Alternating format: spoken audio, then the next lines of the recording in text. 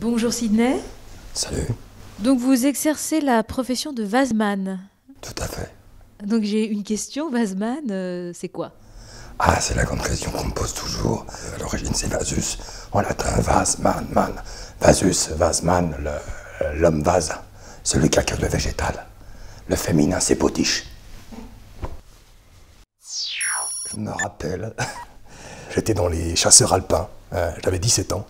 Et c'était dans les camouflages comme ça. Un jour, on attendait le sanglier. Je me suis terré et le sanglier, hop, il est passé, il m'a pas vu. J'étais dans le paysage. Et c'est de ce jour-là que je me suis dit, un jour, tu seras invisible. Ça remonte loin, hein, quand on réfléchit un peu aux choses. C'est incroyable, ça. Être invisible. Si j'ai un conseil à donner, avant tout, c'est l'humilité. Pas prendre la grosse tête. Il faut savoir se faire oublier dans la vie. Par exemple, je sais où je suis et je passe pas de la même manière si je me trouve à un buffet de la fête de l'UMA ou à un dîner au Fouquet's.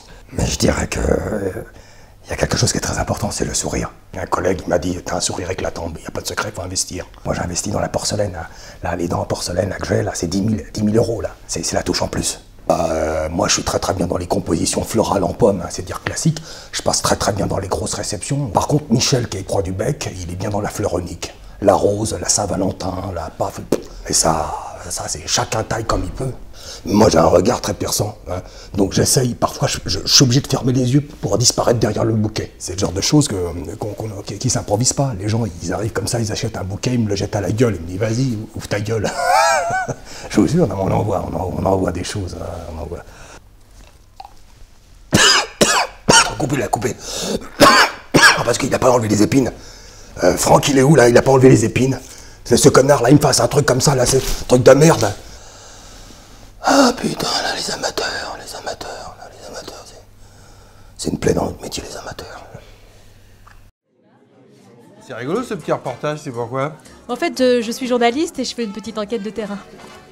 D'accord, de terrain. Oui. Remarquez, c'est pas le Kosovo comme terrain. Hein. Ça c'est sûr. D'ailleurs, à propos de terrain, vous avez remarqué quelque chose de singulier dans cette soirée? Quelque chose de singulier dans la soirée, non? Non? Je vois pas, enfin, si, à part que le blanc est dégueulasse, mais... Alors là, j'ai quelque chose pour vous. C'est un petit tuyau, il y a un Saint-Joseph, vous allez voir, il est mais formidable. Oh, celui-là, là? Ouais, exactement. Ah, c'est génial. Bah, je vais essayer tout de suite. Hein. Ah bah ouais, vous privez pas. Comme il blanchit l'argent, à mon avis... Ah merde! Ah, il fait tomber mon verre. J'ai des valeurs, enfin des valeurs financières évidemment, ça j'ai toujours. Mais maintenant j'ai des valeurs humaines. Et d'ailleurs, j'ai envie de faire un geste pour la planète, quoi. You're dancing, I adore. Let me swing forevermore. Bonjour monsieur le vaseman, la soirée a été difficile quand même, je voudrais votre petit témoignage à chaud s'il vous plaît. Je me permets de vous enlever la fleur. Bah ça va là, c'est la fin de soirée qui est difficile toujours, hein. Avec les gamins c'est incontrôlable, ça j'ai une peur bleue des gamins, ça c'est incontrôlable. Et le temps fort de cette soirée, ça a été quoi?